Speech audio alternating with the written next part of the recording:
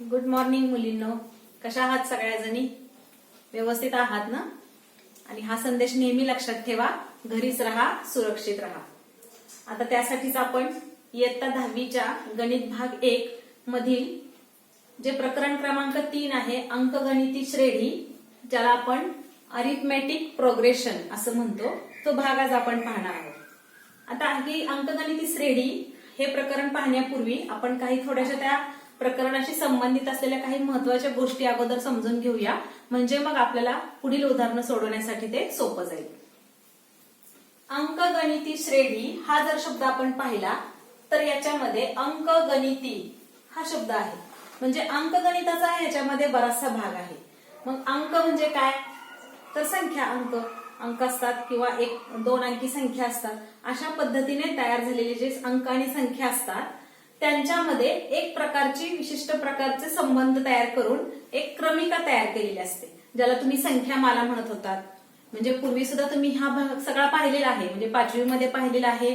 त्यानंतर स्कॉलरशिपच्या परीक्षा ज्यावेळी तुम्ही दिलेल्या आहात त्या परीक्षांमध्ये सुद्धा हा भाग होता. त्यावेळी त्याला आपण संख्यामाला असं म्हणत होतो. तर ही संख्यामाला म्हणजेच काय आहे तर क्रमिका. आणि म्हणून आपण अंकगणिती श्रेणी हा भाग समजून घेण्यापूर्वी क्रमिका हा भाग आपण अगोदर समजून घेऊया. तर क्रमिका, आता उदाहरणार्थ क्रमिका म्हणजे संख्यामाला. मी एक प्रकारची इथे लिहिलेली आहे बघा, की 4, 7, 10, 13 आणि पुढे मी टिंबटिंब म्हणजे अनंत आहे. अशा पद्धतीने ही संख्यामाला जी आहे ती अनंत संख्यांची तयार होणार आहे. आता ही संख्यामाला जर आपण पाहिली, हिचं जर निरीक्षण केलं तर ही संख्यामाला कशी तयार झालेली आहे याचा आपण थोडासा अभ्यास करूया.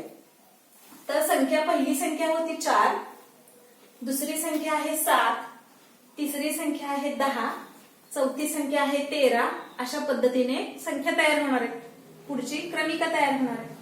मग कशी तयार झाली? तर पहिली संख्या 4 आहे आणि दुसरी संख्या 7 आहे आणि तिसरी संख्या 10 आहे.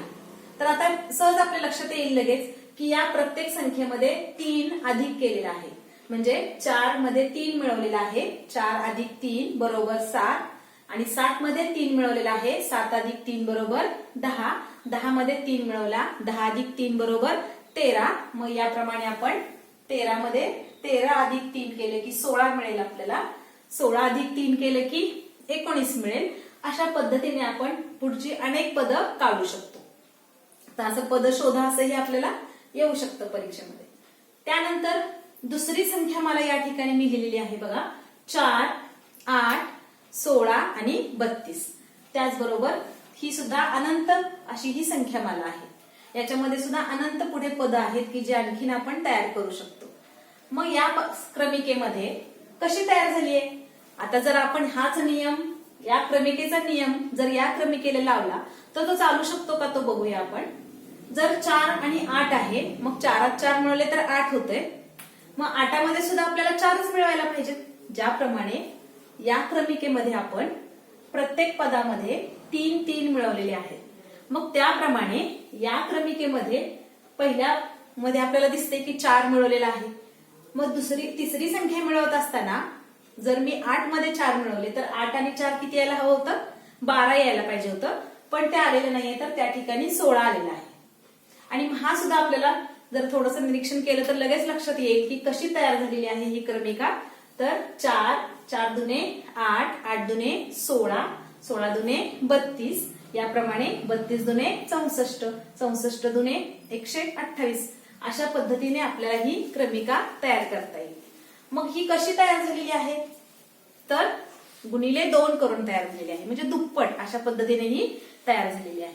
मग अशा पद्धतीने वजाबाकी करून सुद्धा क्रमिका तयार होऊ शकते, नंतर भागाकार करून सुद्धा क्रमिका तयार होऊ शकते, किंवा मिक्स क्रिया करून पण क्रमिका तयार होऊ शकते. म्हणजे बेरीज आणि गुणाकार, बेरीज आणि भागाकार, वजाबाकी आणि गुणाकार, वजाबाकी आणि भागाकार, अशा पद्धतीने सुद्धा क्रमिका तयार होऊ शकते.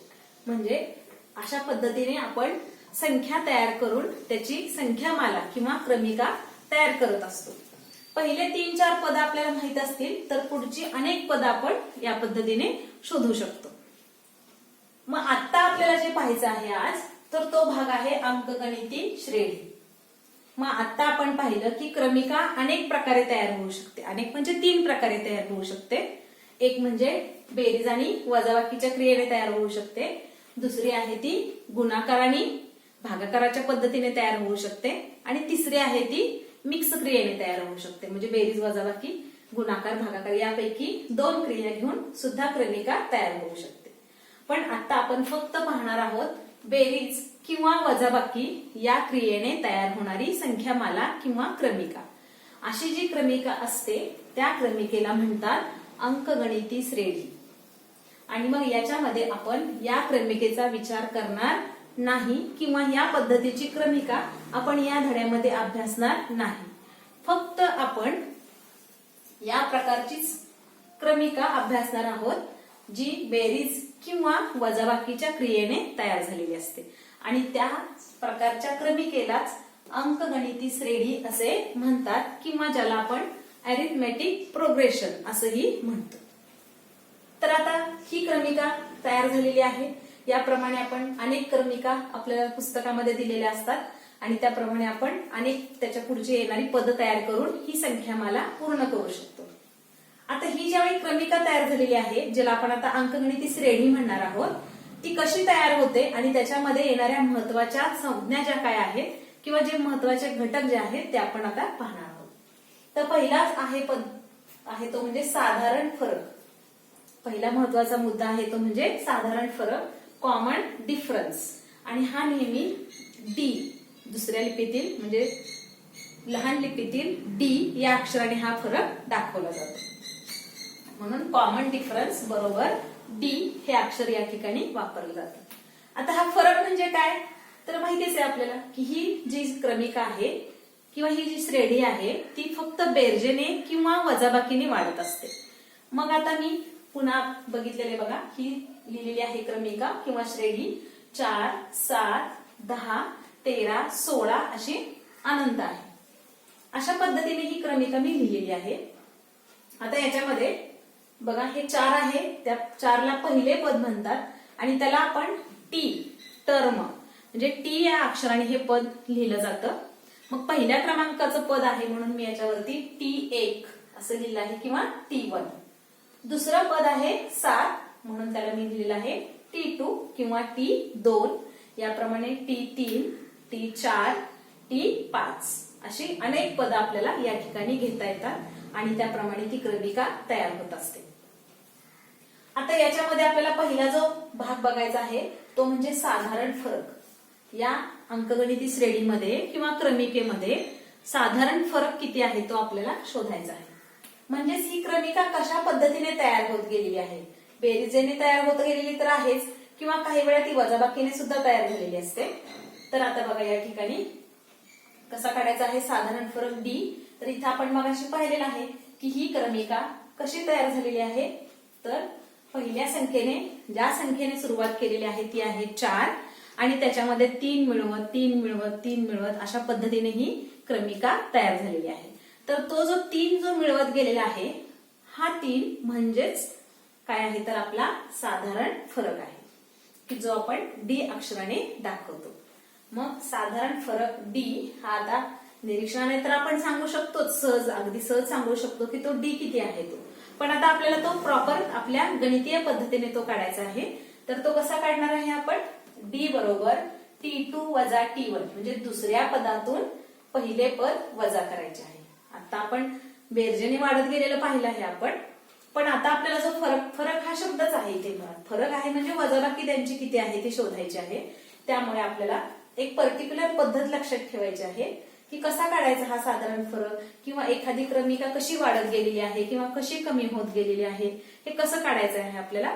तर त्यासाठी आपल्याला हे लक्षात घ्यायचं आहे की डी बरोबर T2 वजा T1 म्हणजे दुसऱ्या पदातून पहिले पद वजा करायचे आहे. मग दुसरे पद आहे 7 आणि पहिले पद आहे 4. बघा 7तून 4 वजा केले तर उरतं 3. जसं या ठिकाणी 4 मध्ये 3 मिळवले की 7 मिळतं 7 मध्ये 3 मिळवले की 10 मिळतं. आता आपण हीच क्रिया उलट प्रकारे करणार आहोत. तर दुसऱ्या पदातून पहिले पद वजा केले तर 7 वजा 4 बरोबर मिळालेला आहे आपल्याला 3. पुन्हा एकदा आपण जाऊया आता पुढच्या जोडीकडे.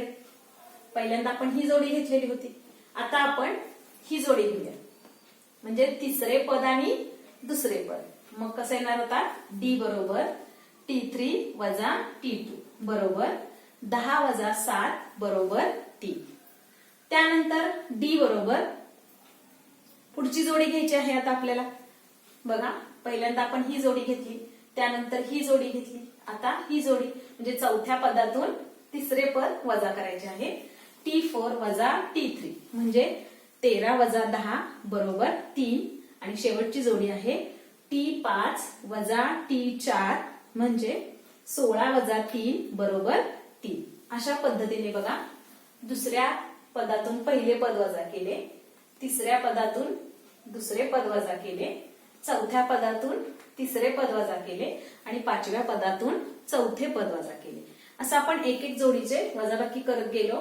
बघा, इथं पण 3 आलेले आहे वजाबाकी, या ठिकाणी सुद्धा आपली वजाबाकी 3 आलेली आहे आणि इथे 3 आलेली आहे आणि इथे सुद्धा 3 आलेली आहे. तर प्रत्येक जोडीमध्ये आपण ज्यावेळी फरक काढत जाऊ, तो फरक प्रत्येक जोडीतला समान आला पाहिजे. प्रत्येक ठिकाणी हा फरक समान आला पाहिजे आणि ज्यावेळी हा फरक समान असतो तेव्हाच त्या क्रमिकेला आपण अंकगणिती श्रेणी असं म्हणतो. हा फरक प्रत्येक जोडीमध्ये तो समान आला पाहिजे, प्रत्येक वेळी तो समान आला पाहिजे, तरच आपण या क्रमिकेला अंकगणिती श्रेणी असं म्हणू शकतो. तर हा पहिला महत्वाचा मुद्दा आहे की अंकगणिती श्रेणी कधी म्हणायचं, ज्यावेळी क्रमिकेतील साधारण फरक जो आहे तो समान असतो तेव्हाच त्या क्रमिकेला आपण अंकगणिती श्रेणी असं म्हणतो. हा पहिला भाग झाला आपला साधारण फरक. तो कसा काढायचा असतो, तो काय असतो हे आता आपण पाहिलं. साधा आहे की एखादी क्रमिका कशी तयार झालेली आहे, बेरजेने झाली आहे का वजाबाकीने झालेली आहे आणि ती कितीने झालेली आहे ते आपल्याला शोधायचं आहे. त्यानंतर ह्यातला सगळ्यात महत्वाचा आणखीन एक मुद्दा आहे तो म्हणजे पहिले पद. कारण सुरुवात तर महत्वाची असते, कोणत्या संख्येने सुरुवात झालेली आहे हे तर तितकंच महत्वाचं आहे आणि सुरुवात झाल्यानंतरच आपण काय करू शकतो, क्रमिका काढू शकतो. तर म्हणून पहिले पद ज्याला आपण T1 म्हटलेलं होतं, एक नंबरचं पद आहे म्हणून टी दुसऱ्या लिपीतील, बऱ्याच ठिकाणी आपण दुसऱ्या लिपीतीलच अक्षर वापरतो, त्याप्रमाणे या ठिकाणी सुद्धा टी हे दुसऱ्या लिपीतीलच अक्षर वापरलेलं आहे, लहान लिपीतील. आणि पहिल्या क्रमांकाचं पद असल्यामुळे त्याच्या पुढे आपण 1 हे लिहिलेलं आहे आणि म्हणून T1 पहिले पद T1 बरोबर 4. सुरुवातीचंच पद आहे माहितीये, समोर दिसतच आहे आपल्याला, तर 4 आहे. T1 बरोबर 4 म्हणजेच T1 बरोबर 4 आणि साधारण फरक आहे D बरोबर 3. अशा पद्धतीने आपल्याला ज्यावेळी एखादी क्रमिका दिलेली असते तेव्हा ह्या दोन गोष्टी अतिशय महत्वाच्या असतात. एक म्हणजे पहिले पद आणि दुसरं म्हणजे साधारण फरक. ह्या दोन गोष्टी आपल्याला प्रत्येक उदाहरणासाठी अत्यंत आवश्यक आहेत आणि ह्या काढणं गरजेचं आहे.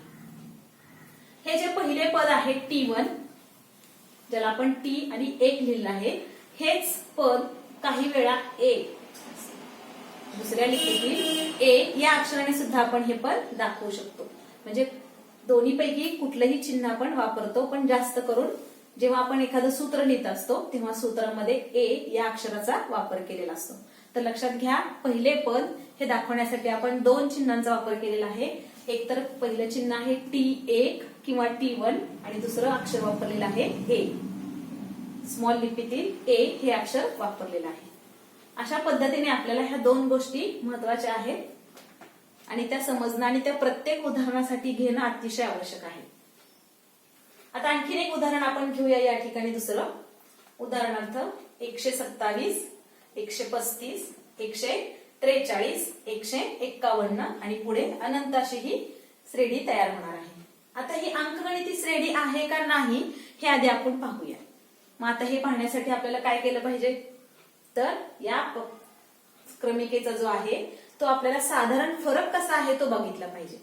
मग आता त्यासाठी आपण प्रत्येक पदाच्या डोक्यावरती लिहून घेऊया. पहिल्या संख्येच्या डोक्यावरती T1 म्हणजे T1, दुसऱ्या संख्येच्या डोक्यावरती T2, तिसऱ्या संख्येच्या डोक्यावरती T3 आणि चौथ्या संख्येच्या डोक्यावरती T4 असं लिहिलेलं आहे. म्हणजे पदांना आपण क्रमांक देऊन घेतलेले आहेत त्या. आणि आता सर्वांना माहिती आहे पहिले पद आपण कसं काढतो, पहिले पद याचा अर्थ पहिली संख्या, ज्याला आपण T1 म्हणतो, बरोबर पहिली संख्या आहे 127, म्हणजेच A बरोबर 127. त्यानंतर दुसरा महत्वाचा मुद्दा आहे साधारण फरक, जो आपण मगाशी वरती काढलाय त्याप्रमाणे B बरोबर T2 वजा T1. दुसऱ्या पदातून पहिले पद वजा करायचे आहे. 135 मधून 127 वजा करायचे आहेत. वजाबाकी आलेली आहे 8. त्यानंतर आता पहिल्या पदाचं झालेलं आहे. आता पुढे घेताना पुन्हा तिसऱ्यातून दुसरं, ज्याप्रमाणे दुसऱ्यातून पहिलं पद वजा केलं त्याप्रमाणे तिसऱ्यामधून आता दुसरं पद वजा करायचं आहे.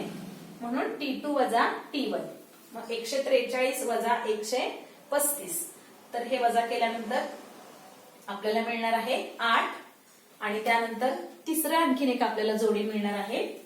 चौथ्यामधून तिसरे पद सुद्धा वजा करायचे आहे. चौथ्या पदामधून तिसरे पद वजा करायचे आहे.